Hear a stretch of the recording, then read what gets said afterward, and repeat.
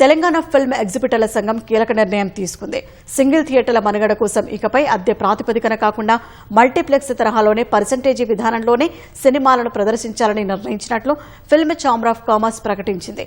ఈ మేరకు పలువురు అగ్రశ్రేణి డిస్ట్రిబ్యూటర్లు ఎగ్జిబిటర్లతో సమావేశమైన తెలంగాణ ఫిల్మ్ ఛాంబర్ పర్సెంటేజీ విధానంపై చర్చించి తొలి వారం 60%, రెండో వారం 50%, మూడో వారం 40% ఎగ్జిబిటర్లకు ఇవ్వాలని తీర్మానించింది. శుక్రవారం నుంచి ఆ విధానం అమలవుతుందని తెలిపింది. హైదరాబాద్లోని 23 థియేటర్లలో శుక్రవారం నుంచి పర్సెంటేజీ విధానంలోనే సినిమాల్ని ప్రదర్శిస్తామని స్పష్టం చేసింది. మార్చి 11న బెంగళూరులో జరిగిన దక్షిణ భారత ఎగ్జిబిటర్ల సమావేశంలో చర్చించగా అంతా ఏకగ్రీవంగా అంగీకరించినట్లు రాష్ట్ర ఫిల్మ్ ఛాంబర్ అధ్యక్షుడు సునీల్ నారంగ్ పేర్కొన్నారు.